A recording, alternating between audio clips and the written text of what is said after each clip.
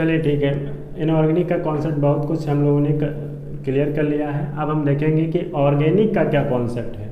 ठीक है, ऑर्गेनिक में हम लोग कैसे एसिडिटी बेसिडिटी को मेज़र करते हैं। यहाँ से क्वेश्चन जरूर बनता है, ऐसा कोई शायद ही एग्ज़ाम होगा जहाँ से यहाँ से क्वेश्चन ना आए। तो मैं क्या करूँगा, इसको बहुत ही इजी वे में आपको समझाने की कोशिश करूँगा और बड़े ही आसानी तरीके से। देखिए एसिडिटी क्या होते हैं, एसिडिटी बताता है कि जो जितनी जल्दी से H+ निकाल देगा वो उतना ही एसिडिक हो जाएगा। क्या बोलते हैं कि जो जितनी जल्दी से H+ रिमूव कर देगा वो उतना ही एसिडिक होगा। और बेसिडिटी में क्या बोलते हैं कि जो जितना जल्दी से H+ ले लेगा, ठीक है, लेगा, तो वो क्या कहलाएगा, वो बेसिक नेचर का हो जाएगा। वो कैसा हो जाएगा, बेसिक नेचर का हो जाएगा। ठीक, तो इस तरीके से आपको ध्यान में रखना है कि जितनी जल्दी से H+ निकल आए वो एसिडिक, और जितनी जल्दी से हमारा क्या हो जाए कि H+ ले लेगा वो उतना ही क्या होगा, बेसिक होगा। ठीक है, यहाँ पर एक बात समझ के चलिए आप लोग। देखिए यहाँ पर क्या होता है कि मैं कुछ एक जीओसी तो इतनी पूरी नहीं बता पाऊँगा, जनरल ऑर्गेनिक केमिस्ट्री। यहाँ पर मैं एक शॉर्ट वे में एक चीज़ को बता दे रहा हूँ जो तुम्हें अप्लाई करना है, जिससे एसिडिटी बेसिडिटी निकालनी है। ठीक है, इसके बाद फिर तुम्हारा कॉन्सेप्ट गलत नहीं होगा। तो सबसे पहले जब एसिडिटी या बेसिडिटी कुछ भी आपको पहचानना है तो आप क्या पहले देखोगे, सबसे पहले देखनी है एरोमेटिसिटी। ठीक है, यही स्टेबिलिटी भी बताता है, स्टेबिलिटी को देखने के लिए यही चीज़ यूज करते हैं और इसको भी। तो देखिए यहाँ पर क्या है, एरोमेटिसिटी। ए का मतलब क्या है, aromaticity, resonance, mesomeric effect, hyper conjugation और इंडक्टिव इफेक्ट। तो यहाँ पर सबसे पहले मैं क्या चेक करोगे आप, एरोमेटिसिटी, फिर क्या चेक करोगे, रेजोनेंस, रेजोनेंस के बाद मेजोमेरिक इफेक्ट, मेजोमेरिक इफेक्ट के बाद हाइपर कॉन्जुगेशन और ये। ठीक है, तो ये ऑर्डर रहता है किसी चीज़ को स्टेबिलिटी या एसिडिटी को चेक करने का। यानी आप सबसे पहले देखेंगे कि क्या सिस्टम में एरोमेटिसिटी मेंटेन हो रही है। अगर एरोमेटिसिटी मेंटेन हो रही है तो वो ज़्यादा एसिडिक, यानी अगर उसको H+ निकालने से अगर एसिडिटी मेंटेन हो जा रही है तो हम कहेंगे वो ज़्यादा एसिडिक नेचर का है। रेजोनेंस है, मान लो एरोमेटिसिटी नहीं है लेकिन सिर्फ सिंपल रेजोनेंस है, और रेजोनेंस है तो फिर हम लोग देखेंगे रेजोनेंस। ये देखो रेजोनेंस का ही एक फॉर्म है मेजोमेरिक फॉर्म। मेजोमेरिक फॉर्म ये सिर्फ क्या ध्यान रखना है, ये मेटा पे नहीं लगता है, मेटा पे नहीं लगता है। ठीक, ये क्या होता है, मेजोमेरिक इफेक्ट जो है हमारा मेटा पर काम नहीं करता है। ये क्या है, हाइपर कॉन्जुगेशन इफेक्ट, और हाइपर कॉन्जुगेशन इफेक्ट में मेनली क्या देखोगे आप, अल्फा हाइड्रोजन देखोगे। ठीक है, जिसके पास जितना ज़्यादा अल्फा हाइड्रोजन रहेगा वो उसका हाइपर कॉन्जुगेशन उतना ज़्यादा। इंडक्टिव इफेक्ट क्या होता है, इलेक्ट्रॉन का डिस्प्लेसमेंट होता है। ये दो टाइप का हो सकता है, ये पॉजिटिव और नेगेटिव। ये सारे पॉजिटिव नेगेटिव होते हैं, ये भी पॉजिटिव नेगेटिव होता है, ये भी पॉजिटिव नेगेटिव, ये भी पॉजिटिव नेगेटिव। ठीक है, तो यहाँ पर क्या होगा, इलेक्ट्रॉन का डिस्प्लेसमेंट होता है। ठीक है, तो ये जो इलेक्ट्रॉन का डिस्प्लेसमेंट होता है यानी इलेक्ट्रॉन ढकेलेगा, यानी इलेक्ट्रॉन अगर देगा, ठीक है, डिस्प्लेस करेगा, तो वो क्या होगा, प्लस इंडक्टिव इफेक्ट। और जो इलेक्ट्रॉन खींचेगा, जो इलेक्ट्रॉन को खींच लेगा, वो कहेंगे माइनस आई इफेक्ट को शो करता है। तो हम लोग एसिडिटी बस इतने ही कॉन्सेप्ट से सारे क्वेश्चन फटाफट कर देंगे। और उसको जानने के लिए हम लोग क्या देखिए, एक और चीज़ लिख लीजिए आप लोग, और क्या देखिए, एसिडिटी जो होती है हमारी, एसिडिटी, एसिडिटी क्या हो, डायरेक्टली प्रोपोर्शनल होती है -R के, डायरेक्टली प्रोपोर्शनल होती है -M के, डायरेक्टली प्रोपोर्शनल होती है -H के, डायरेक्टली प्रोपोर्शनल होती है -I के। तो आपको ये अच्छा एक और इसी में ऐड कर लीजिए, डायरेक्टली प्रोपोर्शनल होती है KH के। ठीक है, ये इक्विलिब्रियम कांस्टेंट जो होता है आपका, रेट कांस्टेंट जो भी सही। तो ये क्या होगा, अगर Ka की वैल्यू दी होगी आपको, अगर ये ज़्यादा तो एसिडिटी भी ज़्यादा। ठीक है, तो ये R, -M, -H, -I ये सब अगर रहेगा तो एसिडिटी बढ़ेगी, वरना तो एसिडिटी डिक्रीज करेगी। यानी प्लस प्लस वाले होंगे तो एसिडिटी को डिक्रीज करेंगे, और अगर ऐसा रहेगा तो ये रहेगा। बेसिडिटी का ऑर्डर उल्टा रहता है। बेसिडिटी का ऑर्डर क्या होता है, directly proportional to +R, directly proportional to +M, directly proportional to +H, directly proportional to +I, या डायरेक्टली प्रोपोर्शनल टू pKa।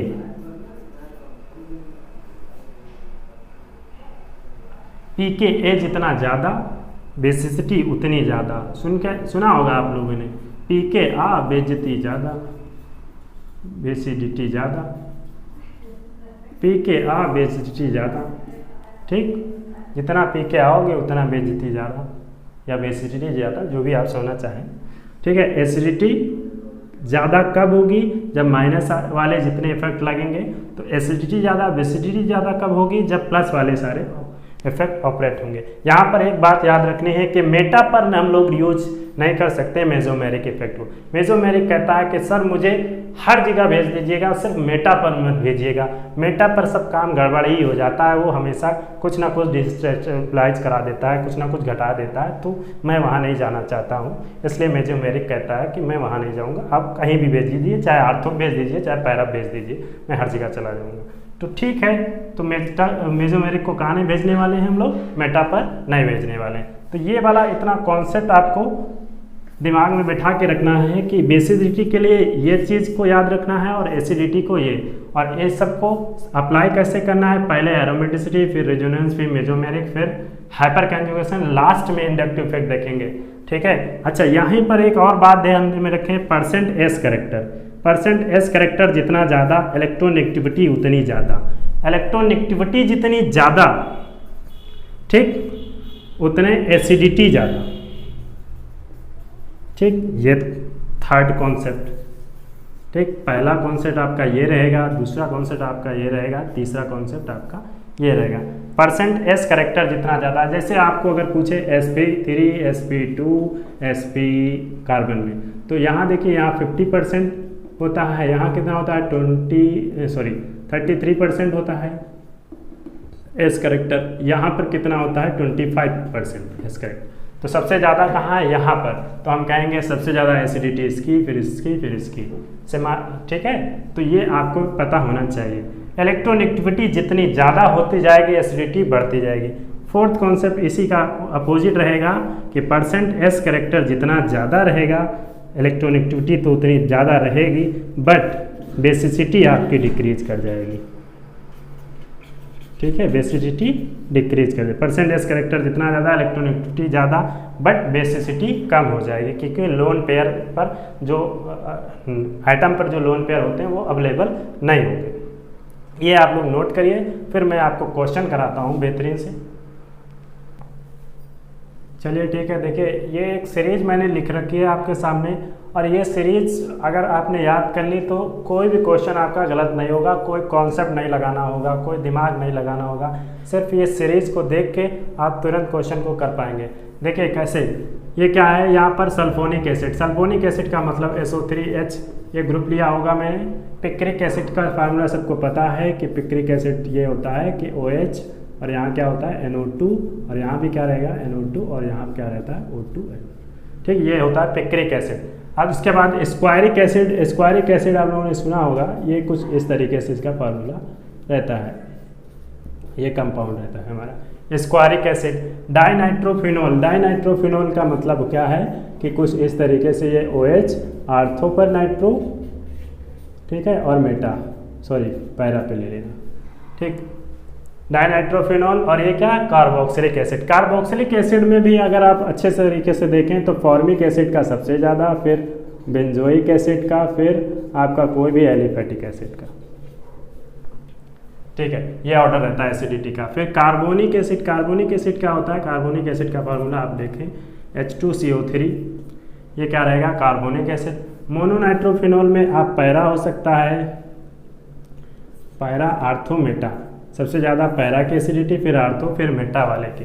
फिर उसके बाद फिनॉल आ जाता है, फिनॉल के बाद अमोनियम आयन, फिर मेथनॉल, मेथनॉल के बाद में फिर वाटर, वाटर के बाद अल्कोहल, अल्कोहल के बाद एल्काइन, और एल्काइन के बाद अमोनिया, अमोनिया के बाद एल्कीन और एल्केन। ठीक है, तो ये आपको याद होना चाहिए। ठीक है, तो ये पूरी सीरीज अगर याद है आपको तो क्वेश्चन आप बड़े ही आसानी से, बड़े ही आराम से बना लेंगे, कोई क्वेश्चन गलत नहीं होगा, कोई कॉन्सेप्ट नहीं लगाना पड़ेगा। इसको याद कैसे करें उसके लिए मैं थोड़ा हेल्प कर देता हूँ, बाकी आपको खुद से याद करना है। ठीक है, तो मैं यहाँ थोड़ी सी हेल्प करता हूँ आपकी कि सलमान ने पिक किया। क्या किया? पिक किया। किसे किया? सकीना को, ये क्या है, देखिए स्क्वायरिक एसिड का मतलब सकीना को, सकीना को। कब डाइनाइट्रोजन लिखा है, दिन में, दिन में। क्या याद करने का तरीका है, सलमान ने पिक किया सकीना को दिन में, ये क्या है कार्बोक्सिलिक, तो कहेंगे कार ही कार में, कार ही कार में, ये उस कार से कार्बोक्सिलिक एसिड, जिससे कार्बोनिक एसिड, कार ही कार में। मोना, मोना ने फिर मतलब फिनोल, फिर आम की मिठाई, मिठाई मतलब मेथनॉल, ठीक है, मिठाई पानी और अल्कोहल के साथ खिलाई।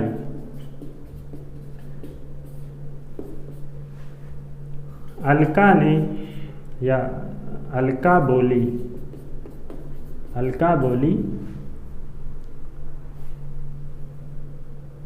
अमोनिया से, अलका बोली अमोनिया से डबल बॉन्ड रिएक्शन करके एल्केन बनाता है, ठीक। तो इस तरीके से आपको याद करना है। एक बार देख लीजिए फिर से कि सलमान ने पिक किया, देखिए सलमान क्या करने जा रहा है कि सकीना को लेने जा रहा है, कब, दिन में, ठीक है। उसके बाद कार ही कार में, किसमें, कार ही कार में, कार से कार में जा रहा है। और उसके बाद मोना ने फिर आम की मिठाई खिलाई, मोना मतलब मोनोनाइट्रो, फिर यहाँ पर भी कौन सा, पैरा, फिर सबसे ज़्यादा पैरा रहेगा, फिर आर्थो, फिर मेटा, फिर मतलब फेनॉल ने, आम का मतलब अमोनियम याद आ जाएगा आपको, मिठाई से मेथनॉल, और वाटर पानी और अल्कोहल के साथ, और फिर अल्का से एल्काइन, और बोली अमोनिया से रिएक्शन करके एल्केन बनाते हैं। तो ये आपको याद होना चाहिए। अगर ये इतना आप याद कर लेते हैं तो क्वेश्चन को आप बड़े ही बेहतरीन तरीके से, बड़े आसानी से कर ले जाएंगे। और अभी देखेंगे हम लोग कि क्वेश्चन कैसे करते हैं। तो आपको क्या करना है, सिर्फ ये याद करना है कि सल्फोनिक यानी सबसे ज़्यादा एसिडिटी अगर हम बात करें तो वो सल्फोनिक एसिड की रहेगी, फिर पिक्रिक एसिड की रहेगी, ठीक है, फिर उससे कम स्क्वायरिक एसिड की रहेगी, फिर डाइनाइट्रोफिनॉल, और फिर उसके बाद कार्बोक्सिलिक एसिड। कार्बोक्सिलिक एसिड में भी आपको अगर नहीं याद होता है तो याद करने का एक तरीका मैं बता दे रहा हूँ, हमारी प्यारी रिएक्शन, ठीक है, हमारी प्यारी रिएक्शन मतलब कह सकते हो कि फॉर्मिक एसिड, फिर बेंजोइक एसिड, आर मतलब कोई भी एलिफेटिक एसिड ले सकते हैं आप। तो हमारी प्यारी रिएक्शन करके आप वहाँ याद कर सकते हैं। तो यहाँ क्या हो गया, कार्बोनिक एसिड, और यहाँ क्या, मोनोनाइट्रोफिनॉल। मोनो में भी कौन सा, पैरा वाला सबसे ज़्यादा रहेगा, फिर उससे कम आर्थो वाला, फिर उससे कम मेटा वाला, फिर यहाँ पर क्या रहेगा, फिनॉल, फिर ये अमोनियम आयन, और ये क्या हो जाएगा, मेथनॉल, मिठाई से क्या याद आ जाएगा, मेथनॉल, और ये हो गया वाटर, और ये हो गया अल्कोहल, फिर एल्काइन, अमोनिया, एल्कीन, एल्केन। तो आप लोग ये नोट कर लीजिए, फिर मैं क्वेश्चन कराता हूँ, जल्दी से नोट करिए।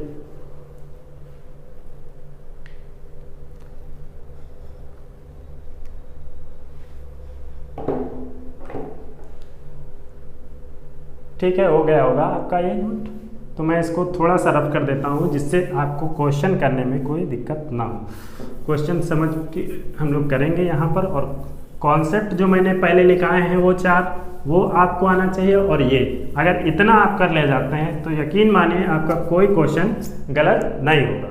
तो देखते हैं और करते हैं कोशिश क्वेश्चन को सॉल्व करने की। ठीक है, मैं इसको रफ कर रहा हूँ। चलिए ठीक है, अब हम क्वेश्चन करते हैं। जीआईसी 2017 में क्वेश्चन पूछा गया था, और देखिए बड़ा ही बेहतरीन क्वेश्चन है। बोला था कि भाई आपके पास ये बेंजोइक एसिड है, ठीक है, और उसके बाद आपको दे दिया था ये सल्फोनिक एसिड है, तीसरा आपको दे दिया था कि आपके पास फिनॉल है। ठीक है, इसमें देखिए कोई कॉन्सेप्ट नहीं लगाना है, मैंने जो सिखाया है 2017 में पूछा गया है जीआईसी में, बड़ा ही इजी क्वेश्चन है। अब देखो यहाँ पर क्या है, सबसे ज़्यादा मैंने क्या सीरीज में बताया, सल्फोनिक एसिड, ये फर्स्ट नंबर इसको दे देता हूँ, ये इसके सेकेंड और इसको थर्ड दे देता हूँ। तो यहाँ पर देखो सबसे ज़्यादा किसका होता है, सल्फोनिक का, तो सल्फोनिक, फिर उसके बाद क्या आता है, बेंजोइक, बेंजोइक के बाद आता है आपका फिनॉल। तो दैट इज़ द आंसर। ये क्वेश्चन सॉल्व हो गया। विथिन 30 सेकेंड आप क्वेश्चन को सॉल्व कर पाएंगे। अच्छा यहाँ तक हो गया। और क्वेश्चन करते हैं इससे रिलेटेड, क्वेश्चन करेंगे, क्वेश्चन से ही चीज़ें समझ में आती हैं कि कैसे क्या वहाँ पर आता है। देखिए यहाँ पर अगर थोड़ा सा हो जाता है, अब देखो यहाँ पर क्वेश्चन क्या है हमारा, जैसे मैंने लिखा कुछ ये कंपाउंड, ये OH, ये OH, ये डबल बॉन्ड O, ये O, एक ये है मेरा कंपाउंड, ठीक है। दूसरा कंपाउंड मेरे पास है, आप कह सकते हो OH नाइट्रोफिनॉल, ठीक। और तीसरा कंपाउंड मैं ले लेता हूँ यहाँ पर आपका बेंजोइक, या बेंजोइक एसिड ना लेके मैं यहाँ पर आपको ले लेता हूँ OH NO2 और यहाँ पर भी NO2।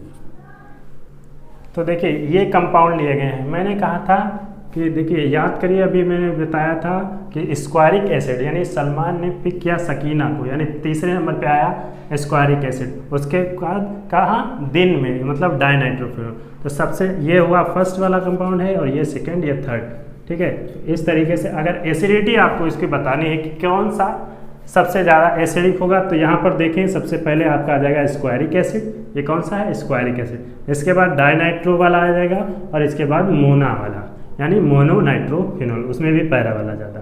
तो यहाँ पर हो जाएगा आपका कितना, सेकेंड वाला, फिर फर्स्ट वाला, फिर थर्ड वाला। ये एसिडिटी का डिक्रीजिंग ऑर्डर हो जाएगा यहाँ पर। फिर उसके बाद अगर आप देखना चाहें और क्वेश्चंस, तो मैं और क्वेश्चन करवा देता हूँ। यहाँ पर देखिए, यहाँ पर ये क्वेश्चन के कॉन्सेप्ट देखिए, और कॉन्सेप्ट और क्वेश्चन दोनों समझ में आते होंगे। ये हुआ पैरा वाला, ये आपको OH, यहाँ पर क्या है, ये कंपाउंड है, ठीक है। और एक मैं ले रहा हूँ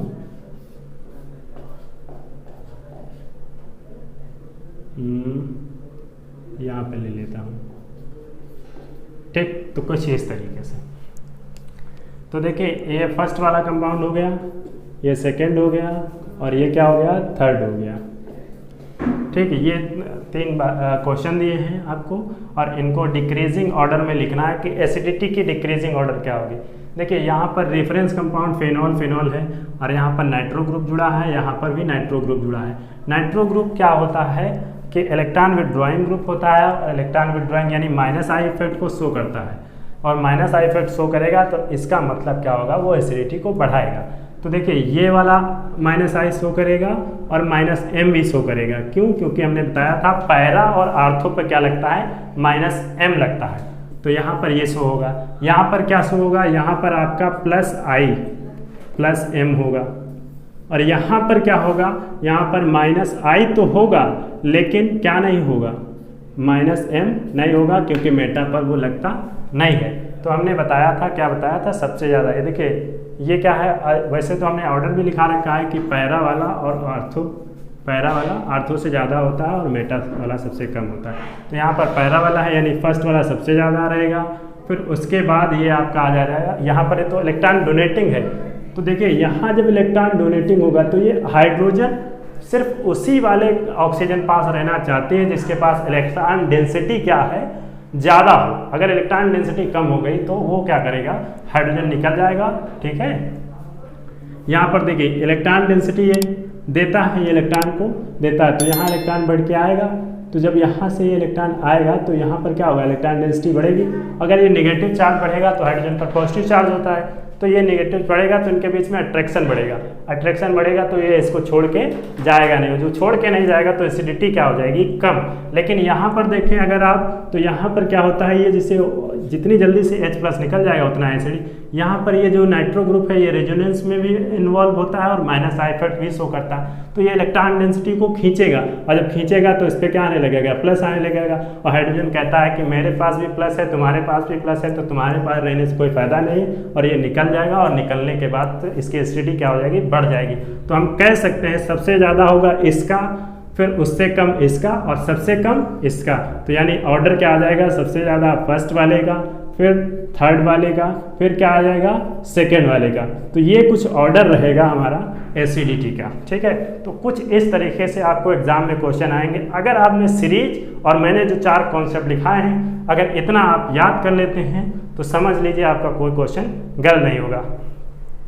एक और क्वेश्चन हम टॉपिक लिख लेते हैं नोट करके, तो जो हमारे काम आने वाला है आर्थो इफेक्ट। क्या है, आर्थो इफेक्ट। बहुत ज़्यादा हम यहाँ पर इस चीज़ों को एक्सप्लेन नहीं कर पाएंगे क्योंकि हमारे पास टाइम बहुत ही कम है।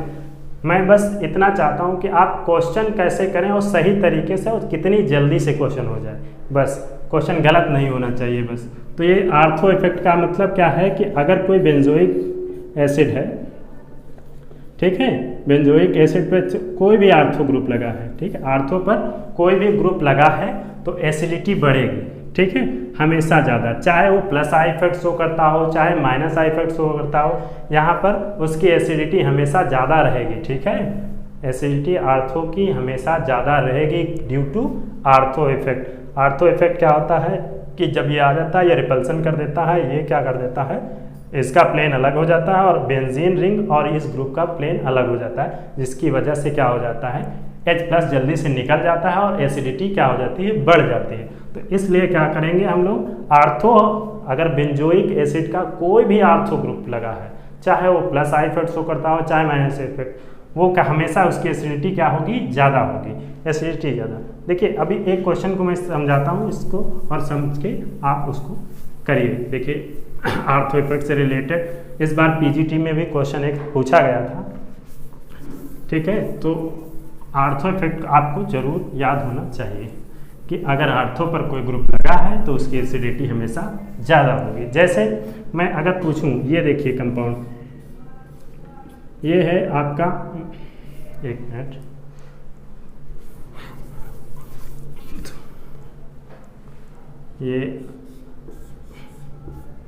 ये आपका बेंजोइक एसिड है, ठीक है, और ये आपके पास है बेंजोइक एसिड प्लस ये OH है, ठीक, और यहाँ पर आपके पास एक और है OH और OH, कुछ इस तरीके से है। देखिए यहाँ पर क्या है, ये फर्स्ट वाला कंपाउंड है, ये कौन सा है, सेकंड वाला है, और ये कौन सा है, थर्ड वाला है, ठीक है। इसमें क्या है कि इसमें भी आर्थो इफेक्ट लग रहा है और इसमें भी आर्थो इफेक्ट लग रहा है। तो देखिए इसमें तो कोई ग्रुप लगा नहीं है, तो इसका मतलब इसकी तो एसिडिटी क्या है, सबसे कम हो गई, और इन दोनों में से एसिडिटी जिसमें ज़्यादा लग रहा होगा, दोनों तरफ साइड से लग रहा होगा तो ज़्यादा रिपल्सन होगा, तो ज़्यादा रिपल्सन होगा तो जितनी जल्दी से बहुत ही आसानी से ये निकल जाएगा। तो कह सकते हैं कि सबसे ज़्यादा इसमें होगी एसिडिटी, यानी थर्ड वाली सबसे ज़्यादा, फिर सेकेंड वाली, फिर फर्स्ट वाली। ये पीजीटी में भी क्वेश्चन पूछा गया था इस बार। तो इस तरीके से आपको क्वेश्चन देखने को मिल जाएंगे। तो एसिडिटी से रिलेटेड इस तरीके से आते हैं। एक और तरीका है, मैं डिफरेंट ले रहा हूँ क्वेश्चन कैटेगरी में, और फिर देखिए उसमें कैसे अप्लाई करते हैं चीज़ों को।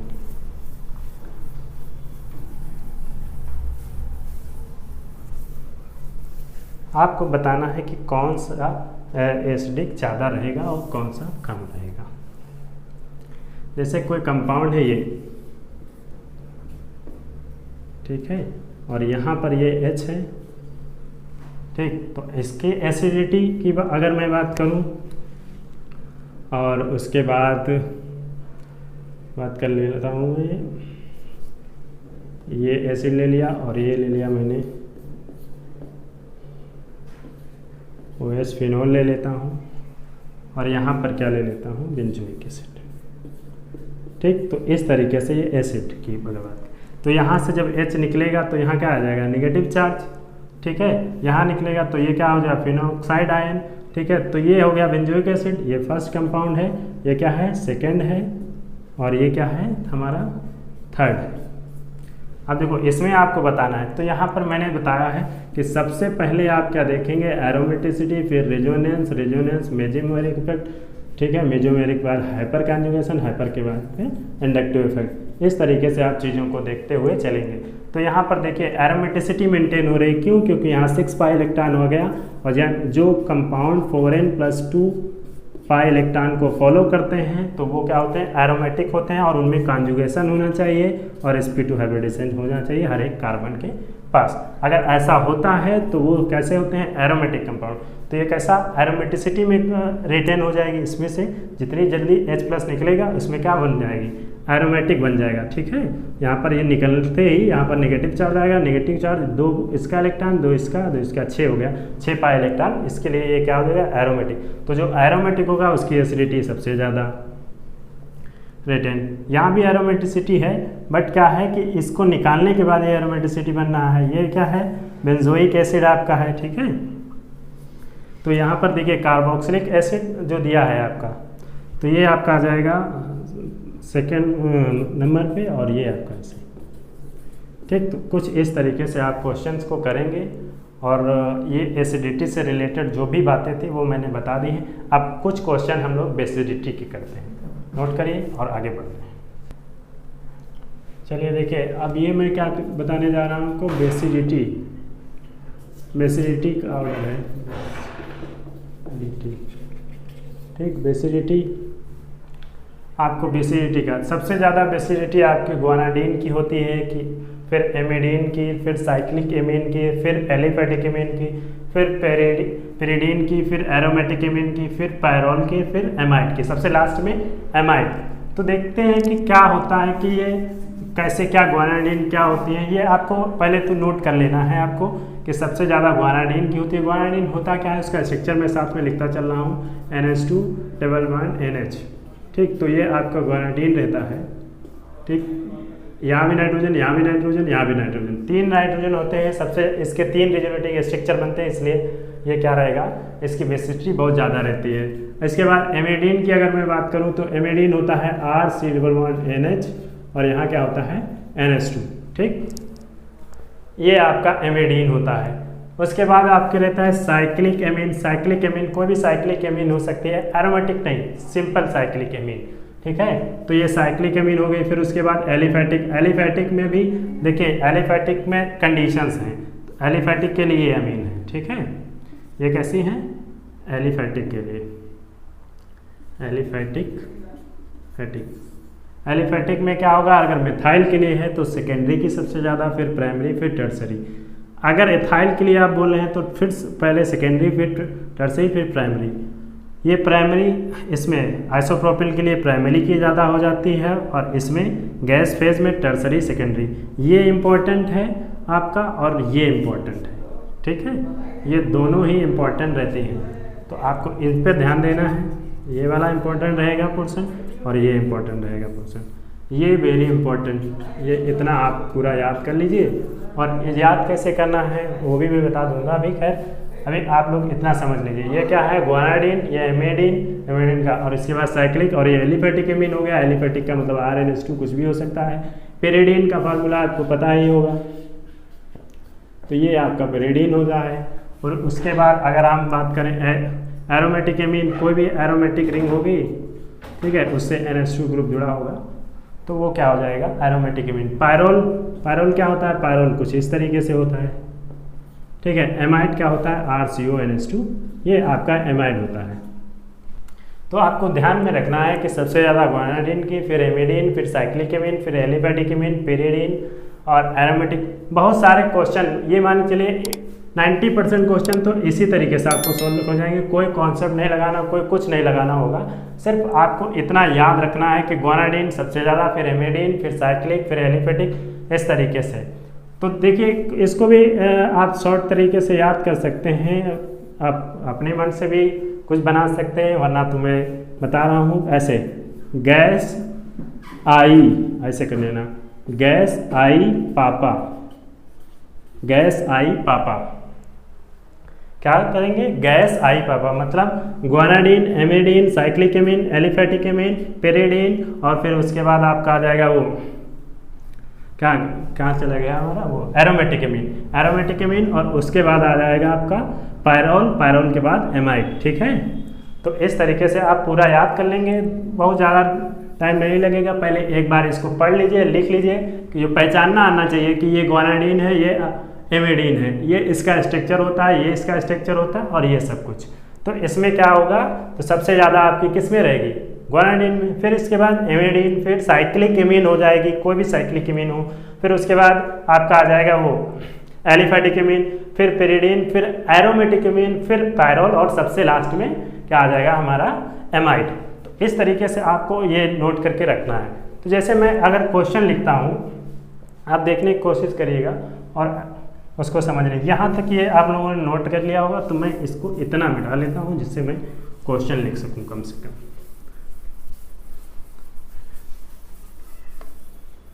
देखिए, और ये देखिए मैं जो क्वेश्चन लिखने जा रहा हूँ JIC का क्वेश्चन है, और JIC में पूछा गया क्वेश्चन आपके सामने आ रहा है। साफ थोड़ा कम होता है।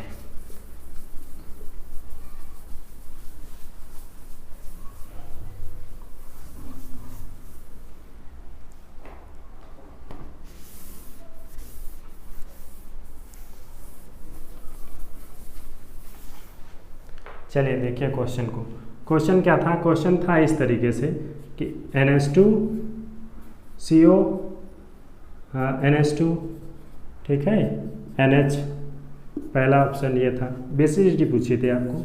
फिर बोला था NH2 डबल बॉन्ड, यहाँ क्या हो जाएगा SH, ये क्या NH2, ठीक है। एक और था NH2CO NH2, ठीक है, एमाइड था। एक कोई और था शायद, जो भी रहा होगा। हाँ, फोर्थ शायद ये था आपका CH3 CNH और NH2 पूछा था। इसमें से सबसे ज़्यादा बेसिसिटी किसकी ज़्यादा होगी, JIC का क्वेश्चन है, कोई लॉजिक नहीं लगाना है, कोई कुछ नहीं लगाना है। सबसे ज़्यादा किसकी होती है, ग्वानाडीन की। सबसे ज़्यादा किसकी होती है, ग्वानाडीन की। यहाँ देख लीजिए कौन सा स्ट्रक्चर ग्वानाडीन है, यही वाला स्ट्रक्चर आपका ग्वानाडीन है। यहाँ पर ये क्या हो जाता है, थायोयूरिया हो जाता है, ये यूरिया है, और ये आपका एमिडीन है। तो इसका मतलब हमारा यही आंसर करेक्ट हो जाएगा। ठीक है, तो इस तरीके से क्वेश्चन पूछता है। और देख लीजिए क्वेश्चन, अगर मैं आपके सामने लिखूँ तो देखिए क्वेश्चन को, ये क्वेश्चन, ठीक है, और ये, और उसके बाद मैं लिखता हूँ ये, ठीक। तो ये हुआ फर्स्ट, ये हुआ सेकेंड, और ये हुआ थर्ड। पूछेगा आपको बताओ इनमें से किसकी बेसिसिटी ज़्यादा है, इनमें से किसकी बेसिसिटी ज़्यादा है। तो देखिए आप ऊपर सीरीज में देखिए, सबसे पहले ग्वानाडीन तो यहाँ नहीं है, एमिडीन यहाँ नहीं है, साइक्लिक एमीन, तो देखिए ये साइक्लिक एमीन है, और ये इसके बाद साइक्लिक एमीन के बाद क्या आता है, पेरिडीन, और पेरिडीन के बहुत बाद आता है पायरोल। तो सबसे ज़्यादा हो जाएगी हमारी साइक्लिक एमीन थर्ड वाले की, तो थर्ड वाले की बेसिसिटी ज़्यादा। फिर कौन आएगा, पेरिडीन, पेरिडीन की, फिर उसके बाद क्या आ जाएगा, पायरोल। तो ये कॉन्सेप्ट हो जाता है बेसिसिटी का यहाँ पर। तो इस तरीके से क्वेश्चन पूछे गए हैं, कई बार पूछे गए हैं और पूछे जाएंगे अभी। तो आपको क्या करना है, सिर्फ क्या करना है, इसको याद करना है, कुछ नहीं, बस ये इतना याद कर लीजिए, गैस आई पापा करके। तो इसमें क्या, ग्वानाडीन, एमिडीन, साइक्लिक एमीन, ये सब। तो यहाँ पर हो गया। और कॉन्सेप्ट सीखते हैं। अच्छा, मैंने जो सिखाया था कॉन्सेप्ट वो भी यूज करते चलते हैं कि कहीं कहीं कॉन्सेप्ट भी यूज होगा, वरना तो 80% 90% क्वेश्चन आपके ऐसे ही सॉल्व हो जाएंगे। ठीक है, तो अब उसके बाद देखो, मैं एक क्वेश्चन लिख रहा हूँ आपके सामने। ये क्वेश्चन है, ये आपकी पेरिडीन है, ये आपके पास कंपाउंड है, ठीक। एक और मैं कंपाउंड लिख रहा हूँ, ये, ठीक।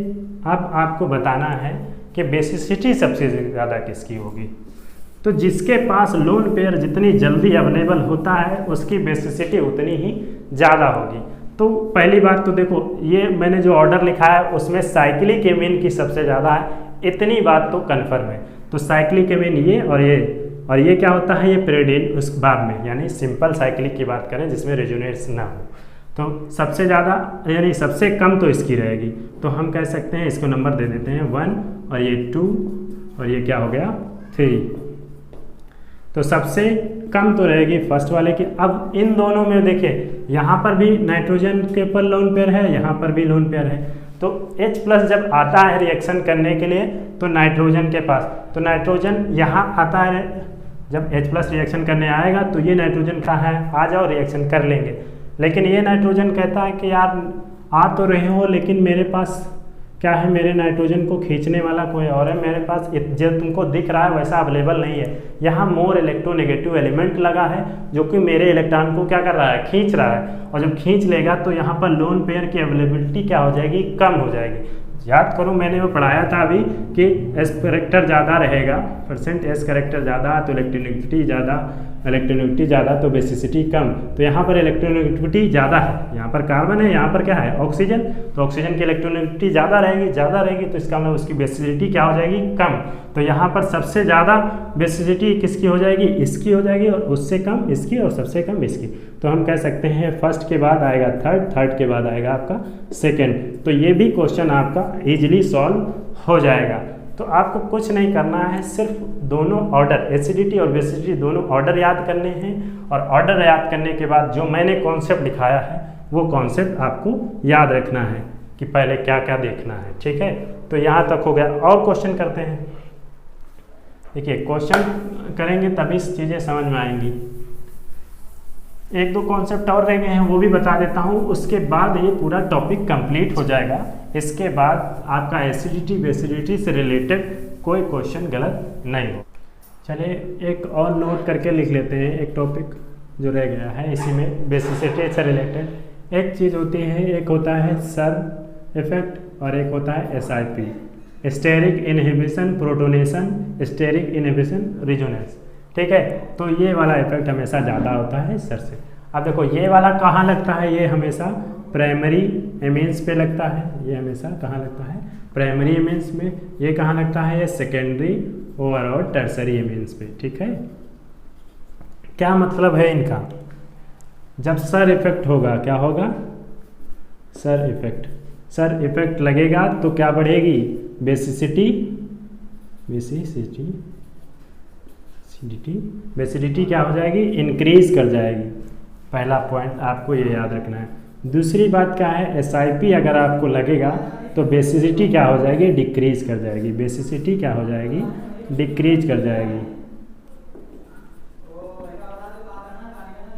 अब सवाल उठा हम पहचानेंगे कि कैसे कि किस में सर इफेक्ट लग रहा है और SIP इफेक्ट। तो मैं एक जनरल फॉर्म लिख दे रहा हूँ जिससे आपको समझ आ जाएगा कि कौन सा। जैसे ये आपका एमीन्स ले लिया, एरोमेटिक एमीन्स, ठीक है, और यहाँ पर कोई ग्रुप आपने लगा दिया और यहाँ पर कोई ग्रुप लगा दिया। ठीक है, तो ये सेकेंडरी एमीन है, एरोमेटिक की सेकेंडरी एमीन, टर्सरी एमीन। ठीक है, इस तरीके से सेकेंडरी टर्सरी, ये टर्सरी है, सॉरी ये क्या है, टर्सरी एमीन है। ठीक है, तो इसमें जो ये ग्रुप लगे होंगे, चाहे वो इलेक्ट्रॉन विड्रॉइंग ग्रुप हो, चाहे इलेक्ट्रॉन डोनेटिंग ग्रुप हो, प्लस आई इफेक्ट शो कर रहा हो, चाहे माइनस आई इफेक्ट शो कर रहा हो, तो ये क्या शो करता है, ये सर इफेक्ट, मतलब स्टेरिक इनहिबिशन रेजोनेंस। ये रेजोनेंस, ये जो प्रोटॉन आपका होता है, लोन पेयर इलेक्ट्रॉन जो होते हैं नाइट्रोजन पर, जब यहाँ पर ये बहुत ज़्यादा स्टेरिक हिंड्रेंस होने लगता है, जिसकी वजह से प्रोटॉन क्या होता है, ये तो आपके लोन पेयर जो हैं वो रिंग में डिलोकलाइज नहीं होते हैं। ठीक, इसके अंदर नहीं जाते हैं, इसलिए ये अवेलेबल होते हैं, इसलिए इसकी बेसिसिटी बढ़ जाती है। लेकिन अगर हम इसकी बात करें तो इसमें क्या होता है, ये कुछ इस तरीके से होता है, NH2 ठीक है, ये आपका आर्थो पर कोई भी ग्रुप लगा हो और ये प्राइमरी इमीन है, क्या है, प्राइमरी। और ये ग्रुप क्या हो सकता है, ये group plus I effect show करता है, यानी प्लस वाला भी हो सकता है और निगेटिव वाले भी हो सकते हैं। कुछ मतलब नहीं बनता, लेकिन इनकी बेसिसिटी सबसे कम हो जाती है। क्वेश्चन से समझते हैं बात को। जैसे मैं पूछूं अगर आपसे कि बताओ, ये क्वेश्चन देख के कि ये रहा NH2, ठीक, NLE, ठीक है, और इसके ये फर्स्ट कंपाउंड हो गया। इसके बाद मैंने दूसरा कंपाउंड लिखा, ये लिखा NH2, ठीक है, यहाँ पर मैंने लगा दिया CH3, और तीसरा कंपाउंड जो मैंने लिखा वो लिखा NH2, और यहाँ पर मैंने लिख दिया यहाँ पर नहीं, यहाँ पर मैं लिख दे रहा हूँ CH3। ठीक, अब देखो ये क्या है, प्लस आई इफेक्ट शो करता है, प्लस आई प्लस एम। ठीक, ये भी प्लस आई प्लस एम। ठीक है, और यहाँ पर कुछ नहीं। अब देखो यहाँ पर समझना क्या है आपको, ये थर्ड वाला कंपाउंड है और ये आपका क्या है, सेकेंड वाला कंपाउंड है। होता क्या है कि ये देखिए ये SIP इफेक्ट शो करता है। क्या शो करता है, SIP इफेक्ट, क्योंकि प्राइमरी एरोमेटिक एमीन है, SIP इफेक्ट शो करेगा। तो SIP इफेक्ट शो करेगा तो इसका मतलब क्या हो जाएगी, सबसे कम हो जाएगी। तो मैं कहूँगा कि ये सेकेंड वाले की सबसे कम, उससे ज़्यादा। अब देखो यहाँ पर कोई ग्रुप नहीं लगा है, ये रेफरेंस कंपाउंड है, यहाँ पर CH3 लगा है, तो ये इलेक्ट्रॉन को डोनेट करता है, ये इलेक्ट्रॉन को डिस्प्लेस करता है कहाँ, नाइट्रोजन के पर। और नाइट्रोजन के ऊपर जितना ज़्यादा इलेक्ट्रॉन अवेलेबल होगा उतनी ज़्यादा बेसिसिटी हो जाएगी। तो इस जगह पर ये वाला यानी थर्ड वाला ज़्यादा हो जाएगा, सबसे ज़्यादा, और उससे कम फर्स्ट। तो यानी सेकेंड, फर्स्ट और सबसे ज़्यादा रहेगा आपका थर्ड वाला। तो ये ऑर्डर रहेगा इस क्वेश्चन की बेसिसिटी का। ठीक है, तो कुछ इस तरीके से आपको क्वेश्चन बनाने हैं। और मैं क्वेश्चन देता हूं और आप समझ के बताइएगा कि क्वेश्चन का आंसर क्या है। अगर आप सही कर लेते हैं तो अच्छी बात है। अब देखिए से मैंने ये क्वेश्चन दिया, ये लिखा मैंने NH2 और यहाँ पर लिखा मैंने CH3 और यहाँ पर भी मैंने लिख दिया CH3। ठीक है, दूसरी बात मैंने लिख दी यहाँ पर मैंने लिखा NH या NCH3 और यहाँ पर मैंने कुछ जोड़ दिया आपको CH3 इस तरीके से। और एक और कंपाउंड मैं ले रहा हूँ कुछ इस तरीके से, NH2 रेफरेंस। तो देखिए ये फर्स्ट कंपाउंड है, ये कैसा है, सेकेंड कंपाउंड है, और ये कैसा है, थर्ड कंपाउंड। आप देखो ऐसा, इसमें क्या होता है कि मैंने बताया कि जब आर्थो ग्रुप पर प्राइमरी वाला होगा तो वहाँ क्या लगता है, SIP। और अगर SIP लग गया तो समझ जाइए कि बेसिसिटी बहुत डिक्रीज कर जाती है, बेसिसिटी क्या हो जाएगी, डिक्रीज। और यहाँ पर कौन सा इफेक्ट लग रहा है, यहाँ पर लग रहा है सर इफेक्ट। ठीक है, और सर हमेशा बड़े होते हैं। ठीक है, इतना याद रखना, सर का कॉन्सेप्ट हमेशा बड़ा रहता है। और ये क्या है, थर्ड वाला, इसमें ना तो SIP लग रहा है, ना तो बढ़ रहा है, ना तो घट रहा है, अपना जैसे था वैसे है। तो इसका मतलब ये कितना भी गिर जाए इससे तो अच्छा ही होगा। ठीक है, ये ज़्यादा कम कर देगा बेसिसिटी। तो सबसे ज़्यादा इस वाले की, यानी सबसे कम किसकी होगी, सबसे कम होगी फर्स्ट वाले की, फिर ज़्यादा होगी थर्ड वाले की, फिर सबसे ज़्यादा रहेगी सेकेंड वाले की। ये ऑर्डर आ जाएगा आपका बेसिसिटी का ऑर्डर। ठीक है, तो आप लोग ये इतना नोट कर लीजिए। और यहाँ तक जो कॉन्सेप्ट मैंने बताया है इसको आप अगर सीख के चलते हैं तो कोई गड़बड़ी नहीं होगी, कोई बेसिसिटी, कोई एसिडिटी का कोई क्वेश्चन आपसे गलत नहीं होगा। तो इतना आपको याद रखना पड़ता है। तो इस तरीके से क्या होता है कि ये अच्छा, एक और लास्ट टॉपिक मैं बता देता हूँ, हालांकि वो ना इम्पोर्टेंट नहीं रहता, लेकिन आजकल वो भी पूछा जाने लगा है, तो वो मैं बता दे रहा हूँ, उसको थोड़ा सा हल्का सा मैं बता दे रहा हूँ।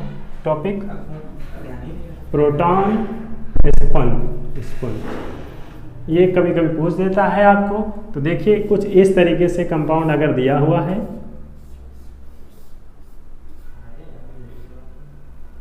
ठीक है, इस तरीके से,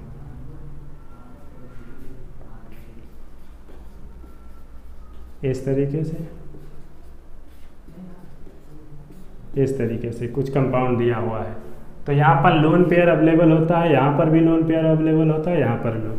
माना जाता था कि ये बहुत स्ट्रॉन्ग बेस होता है।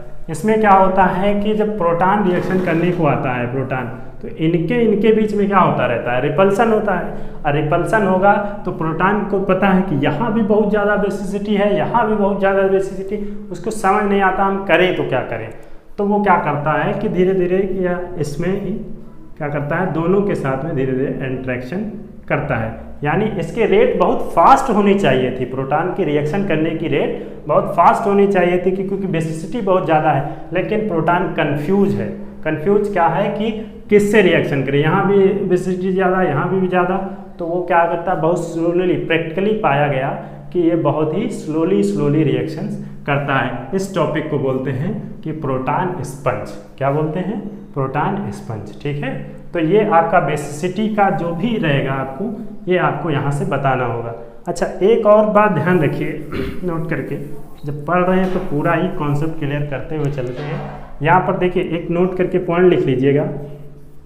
क्या पॉइंट रहेगा कि रिंग की रिजिडिटी अगर इंक्रीज करती है तो बेसिसिटी भी इंक्रीज करती है। जैसे आपको अगर कोई पूछे ये वाला कंपाउंड देखिए और एक ये वाला कंपाउंड देखिए, एक मिनट, इस तरीके से, सॉरी, यहाँ से ये इस तरीके से, ये इस तरीके से, यहाँ पर देखिए, तो यहाँ पर एक रिंग में ये है और यहाँ पर ये दो में है। तो रिंग की रिजिडिटी जितनी ज़्यादा, बेसिसिटी उतनी ज़्यादा। ठीक, रिंग की रिजिडिटी जितनी ज़्यादा रहेगी, बेसिसिटी उतनी ज़्यादा। जैसे मैं पूछूं अगर क्वेश्चन आपसे कि ये बताइए, ये NH2 है और एक आपके पास में ये है, ये कंपाउंड और ये कंपाउंड, इन दोनों में से बेसिसिटी किसकी ज़्यादा? बड़ा ही आसान तरीका मैंने बताया था कि साइक्लिक की ज़्यादा होती है इन कंपैरिजन टू एलिफैटिक। तो यहाँ पर क्या हो जाएगा? साइक्लिक वाली की ज़्यादा हो जाएगी। तो इस तरीके से पूरा एसिडिटी बेसिडिटी पूरा कॉन्सेप्ट मैंने करा दिया है। अगर आपको लगता है कहीं पर कुछ और कराने की ज़रूरत है तो आप कमेंट में बताइएगा। और आपको क्या टॉपिक यहाँ पर जल्दी सीखने हैं, जो टॉपिक, हालांकि मैं कराता चलूँगा कि पहले आपको ये बताना है कि क्या फिजिकल पहले आपको पढ़ना है या इनऑर्गेनिक या ऑर्गेनिक। तो आप जैसा आप लोग कमेंट में ज़्यादा लोग कहेंगे वैसे में हम लोग फिजिकल बताएंगे तो फिजिकल में कराऊंगा। और अभी जो हम लोग प्रीवियस ईयर, पहले थोड़ा कॉन्सेप्ट पढ़ लें। बिना कॉन्सेप्ट के अगर मैं प्रीवियस ईयर के क्वेश्चन कराने भी लगा या प्रैक्टिस सेट तो मज़ा नहीं आता। क्यों? क्योंकि हम जब क्वेश्चन में बोलूँगा, कहूँगा ये कॉन्सेप्ट है, तो वो उसमें समझ नहीं आएगा कि आपको कॉन्सेप्ट क्या है। तो इसलिए मैं चाहता हूँ कि पहले थोड़ा सा आपको हर एक चीज़ को जल्दी से बता दूँ और बताने के बाद में क्या होगा, फिर मैं धीरे धीरे वो क्वेश्चन पेपर कराना चालू कर दूँगा और क्वेश्चन पेपर हो जाएंगे और प्रैक्टिस सेट हो जाएगा। इतना अगर आप कर ले जाते हैं तो यकीन मानिए आप 60 to 70 क्वेश्चन कर ले जाएंगे। ठीक है, और वहाँ पर आपको नोबेल प्राइज़ नहीं पाना है। बहुत ज़्यादा 120 का एग्ज़ाम होने वाला है। अगर आप 80 तक कर ले जाते हैं पूरा GS VS और केमिस्ट्री सब मिला के, यानी अगर आप 60 केमिस्ट्री में कर ले जाते हैं सही से, तो ये आपका क्या हो जाएगा? सिलेक्शन हो जाएगा, यानी आपको मेंस में बुला लिया जाएगा।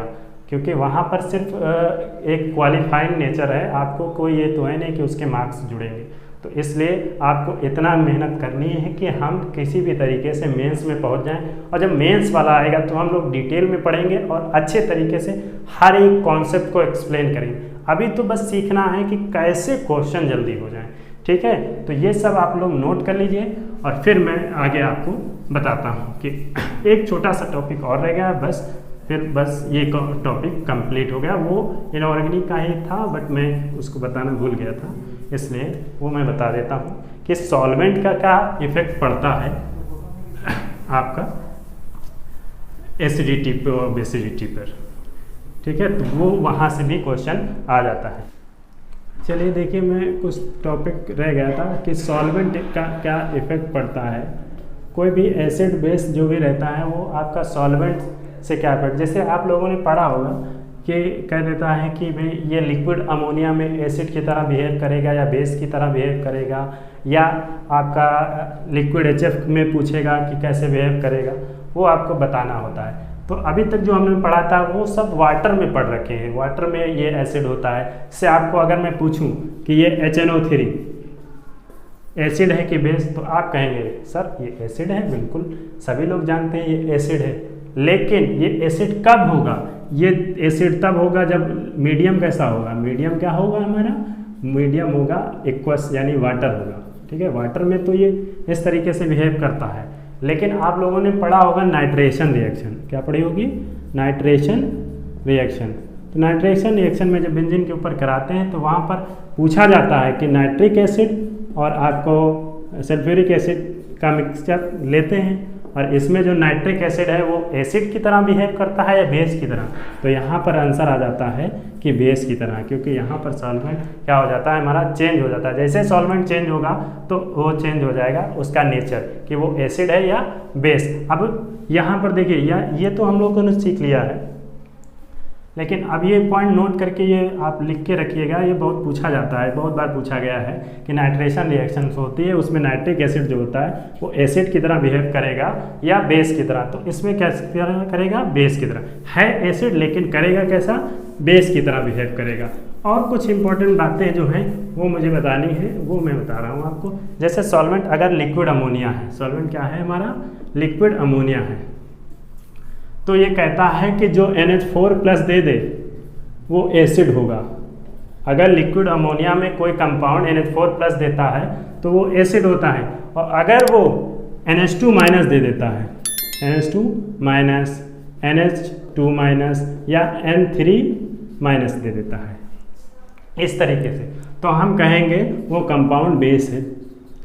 ठीक, अगर ऐसा होता है तो वो बेस होगा यानी लिक्विड। जैसे मैं एक रिएक्शन लिखता हूँ खुद ही समझ में आ जाएगा आपके, NH4Cl जैसे लिखा है और बोलेगा बताओ लिक्विड अमोनिया में, किसमें, लिक्विड अमोनिया में ये क्या होगा, तो यहाँ से देखिए आपको क्या मिलेगा, NH4+ मिलेगा, और NH4+ मिला, इसका मतलब इसका नेचर जो हो जाएगा वो एसिडिक हो जाएगा। वो क्या आ जाएगा, एसिडिक। क्यों, क्योंकि ये NH4+ दे रहा है। जैसे अगर मैं बात करूँ KNH2 की, ठीक, तो KNH2 लिक्विड अमोनिया में किस तरह बिहेव करेगा, यहाँ से क्या मिल जाएगा, NH2- और K+ में, तो ये NH2- मिला, इसका मतलब क्या हो जाएगा, ये हमारा बेस हो जाएगा, ये हमारा क्या हो जाएगा, बेस हो जाएगा।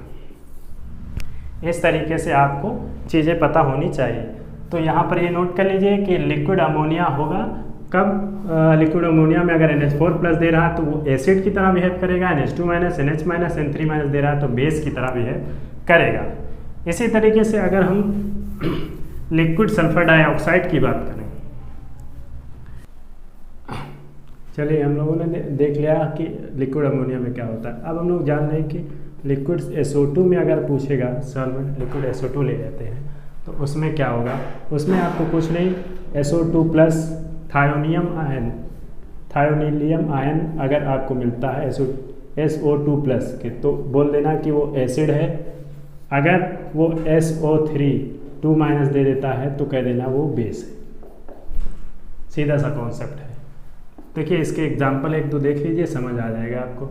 जैसे SOCl2 लिक्विड SO2 में पूछेगा, बोलो ये कैसा बिहेव करेगा, एसिड की तरह या बेस की तरह, तो देखिए इसका नाम बोले, इसका नाम क्या है, बोलो थायोनिल क्लोराइड। क्या नाम है, थायोनिल क्लोराइड। अब थायोनिल क्लोराइड ये किस में ब्रेक हो जाएगा, SO2+ में। अब ये SO2+ दे दिया तो इसका मतलब ये वाला हमारा कंपाउंड क्या रहेगा, एसिड की तरह बिहेव करेगा। ये क्या होगा, एसिड की तरह बिहेव करेगा। ठीक है, किसमें, लिक्विड SO2 में। जैसे मैं अगर बात करूं आपसे K2SO3 इस तरीके से, अब किसमें, लिक्विड SO2 में। ठीक है, लिक्विड SO2 में बात कर रहा हूँ, तो यहाँ से क्या हो जाएगा, SO3 आ जाएगा, SO3 देगा तो ये क्या हो जाएगा, बेस हो जाएगा। ये क्या हो जाएगा, बेस। तो ये बातें आपको याद रखनी है। SO2+ देता है तो एसिड होगा, SO3 देता है तो बेस होगा। यहाँ तक आपको क्लियर होना चाहिए। दूसरी बात अगर मैं बात करूँ, ये इंपॉर्टेंट है, ये वेरी इंपॉर्टेंट।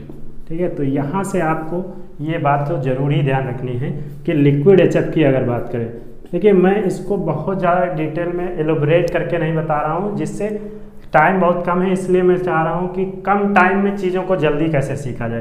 तो यहाँ पर देखिए, यहाँ पर जैसे क्या होगा, अगर आपका H2F+ दे देता है तो वो एसिड होगा। कोई कंपाउंड अगर लिक्विड HF में अगर ये दे देता है तो वो एसिड होगा, और अगर वही F- दे देता है तो उसे हम क्या बोल देंगे कि बेस बोल देंगे। क्या बोल देंगे, बेस बोल देंगे। तो यहाँ पर नोट करके आप याद रखेंगे, क्या याद रखना है कि एसिटिक एसिड और HNO3, नाइट्रिक एसिड, H2SO4, ये सारे के सारे लिक्विड HF में बेस की तरह बिहेव करते हैं। किसकी तरह? बेसिक नेचर के होते हैं। कौन? Acetic acid, nitric acid, sulphuric acid. वैसे तो ये एसिड होते हैं, बट क्या होता है, जैसे इनको लिक्विड HF में डाला जाता है तो ये कैसा नेचर इनका हो जाता है, ये बेस की तरह। क्यों? क्योंकि ये फ्लोराइड आयन दे देते हैं। ठीक है, तो इस तरीके से ये कंपाउंड होंगे। तो एक और बात इसी में पॉइंट याद रखेंगे। दूसरा पॉइंट क्या है कि HClO4, इसका नाम बोलो, मैं सिखाया हूँ। इसका नाम क्या होगा? Perchloric acid. परक्लोरिक एसिड कैसा बिहेव करता है?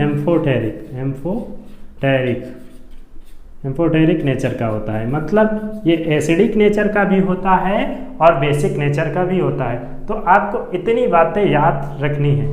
अच्छा, तीसरा पॉइंट एक और मैं यहाँ लिख देता हूँ, वहाँ स्पेस नहीं है। तीसरा पॉइंट ये रखना है कि फ्लोराइड वाले जो कंपाउंड हैं, जैसे F5 हो गया, आपका BF5 हो गया, या ऐसे कर सकते हो, AS5 हो गया, PF5 हो गया। इस तरीके से जो कंपाउंड रहेंगे वो लिक्विड HF में वो कैसा बिहेव करेंगे? वो सब एसिड की तरह बिहेव करेंगे।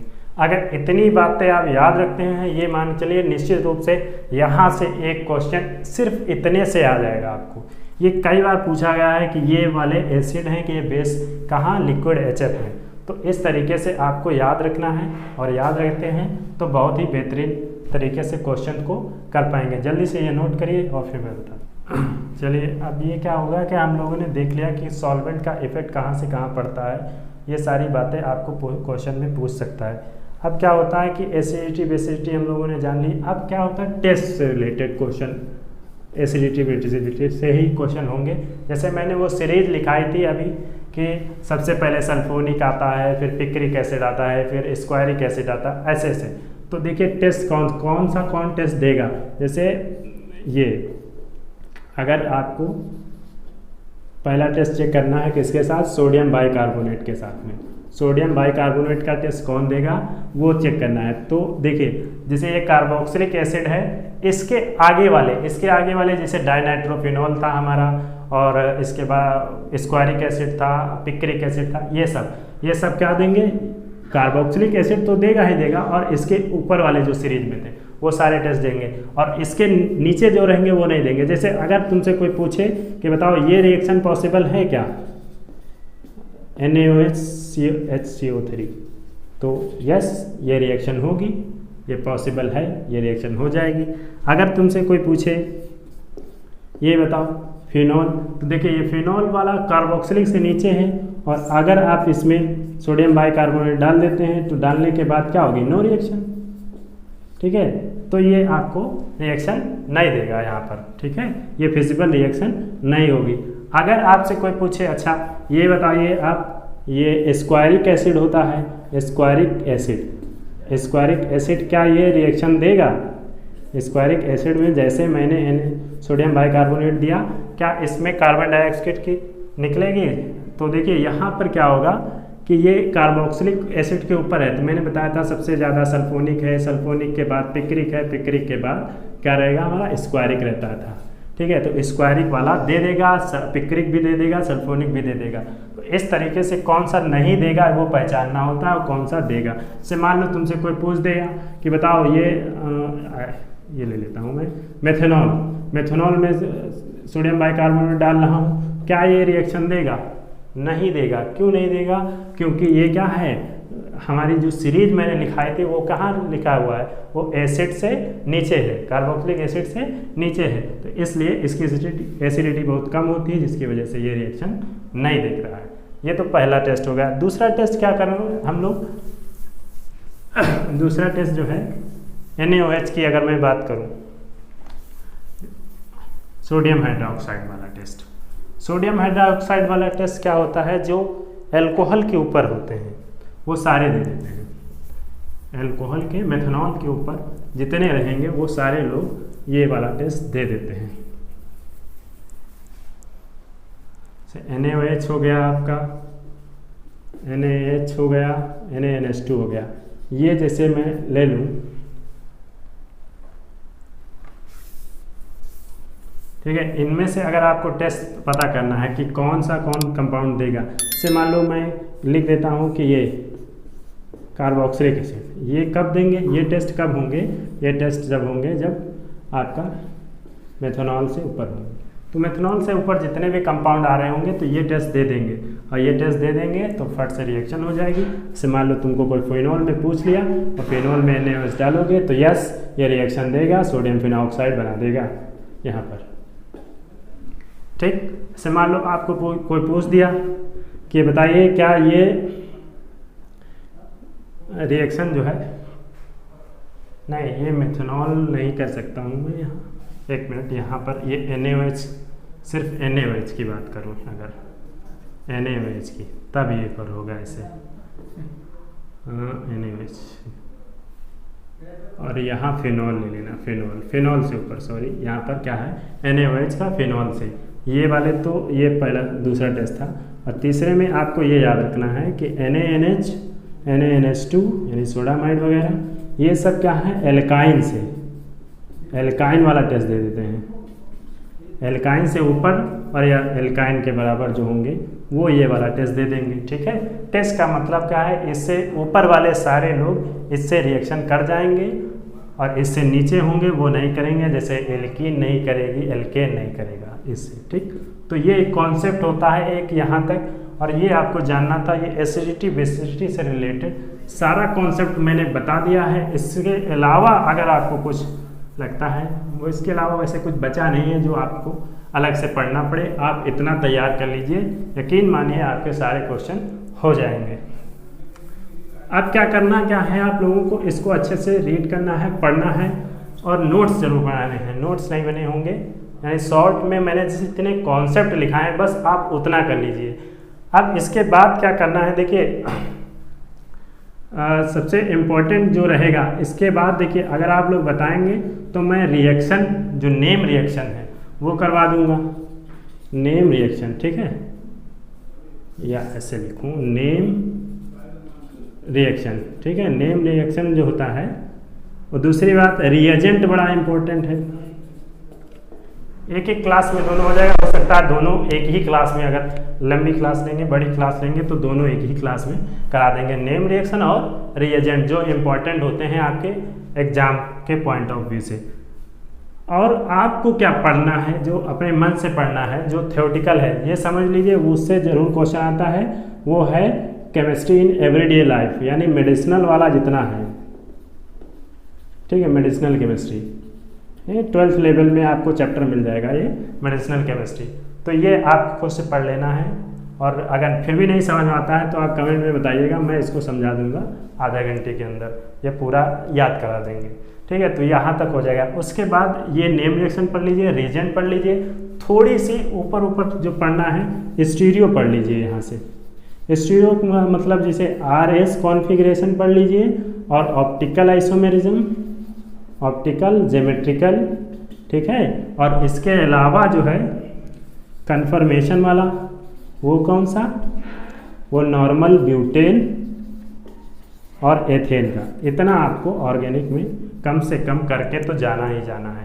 फिर इनऑर्गेनिक का जो रहेगा, इनऑर्गेनिक की जो कहानी रहेगी, इनऑर्गेनिक में सबसे ज़्यादा आपको कोऑर्डिनेशन पे फोकस करना है, ठीक है। कोऑर्डिनेशन में भी कौन से टॉपिक पढ़ने हैं आपको, आइसोमेरिज्म जरूर पढ़ना है, ठीक है।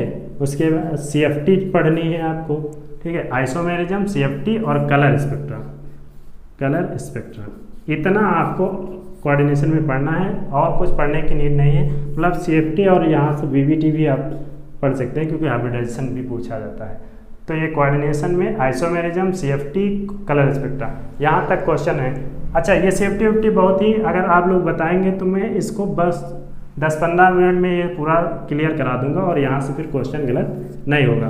और इसके अलावा कौन सा चैप्टर इंपॉर्टेंट है, ये पहला चैप्टर। दूसरा चैप्टर इंपॉर्टेंट रहता है F ब्लॉक। F ब्लॉक में क्या इंपॉर्टेंट है, F ब्लॉक में है कॉन्फ़िगरेशन आपको आना चाहिए, ठीक है, कॉन्फ़िगरेशन लिखना आना चाहिए एलिमेंट की, ठीक है। कोई भी एलिमेंट का आपको पूछ सकता है। दूसरी बात क्या आनी चाहिए, मैग्नेटिक प्रॉपर्टी आनी चाहिए, मैग्नेटिक प्रॉपर्टी। तीसरी बात जो ये हो गया कॉन्फ़िगरेशन, मैग्नेटिक और सेपरेशन, कौन कैसे कितनी जल्दी सेपरेट हो जाता है। सेपरेशन में बस इतना याद रखना होता है, जिसकी साइज जितनी छोटी वो उतनी जल्दी सेपरेट हो जाता है। इतना आपको अगर एफ ब्लॉक में कर लेते हैं। एफ ब्लॉक से बहुत क्वेश्चन पूछे जाते हैं जेआईसी में, पीजीटी में इतना नहीं आता है, बट जेआईसी में बहुत क्वेश्चन इससे आया हुआ है। तो ये एफ ब्लॉक का third one of the most important chapter chemical bonding. क्या? Chemical bonding. केमिकल बॉन्डिंग में अगर आप फैजान रूल और लैटिस एनर्जी, थर्मल स्टेबिलिटी और कह सकते हैं आप हाइब्रिडाइजेशन और ज्योमेट्री इतना कर ले जाते हैं तो समझ लें ये चैप्टर हो जाएगा। ये भी बड़ा आसान सब चैप्टर है, ये सारे ही आसान हैं। उसके बाद अगर मैं बात करूँ फिजिकल की, फिजिकल में क्या होगा कि आपका जो सबसे इम्पोर्टेंट जो चैप्टर रहते हैं वो गैसेस स्टेट, गैस वाला स्टेट रहेगा, ठीक है।